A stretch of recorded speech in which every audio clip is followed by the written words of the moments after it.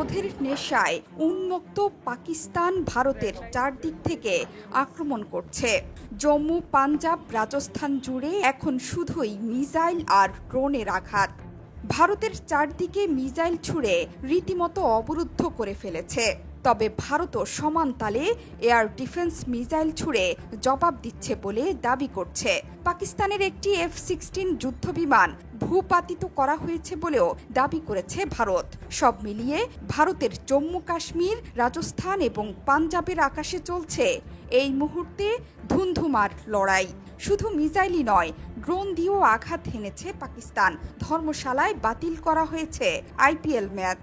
মাঠের আলো নিভিয়ে দিয়ে দর্শকদের মাঠ ছেড়ে বেরিয়ে যাওয়ার নির্দেশ দিয়েছে কর্তৃপক্ষ।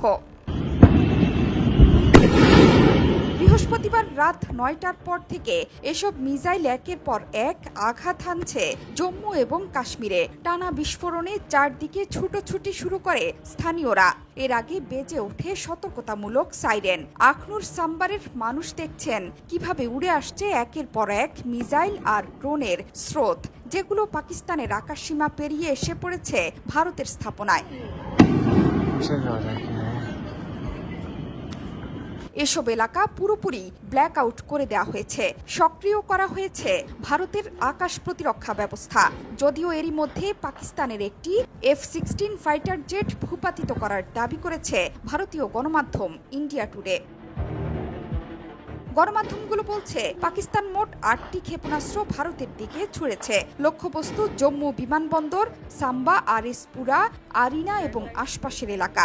আকাশ প্রতিরক্ষা ব্যবস্থা S-400 দিয়ে এই ক্ষেপণাস্ত্রগুলো প্রতিহত করা হয়েছে বলে দাবি করছে ভারত।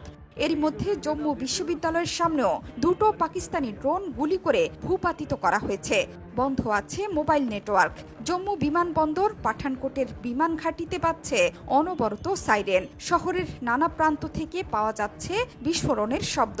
একটি ড্রোন আঘাত এনেছে জম্মু বিমান ঘাঁটিতেও। সর্বোচ্চ সতর্কতা জারি হয়েছে শ্রীনগর বিমান ঘাঁটিতে। উত্তরাখণ্ডেও আঘাত এনেছে পাকিস্তানের মিসাইল ব্যারেজ।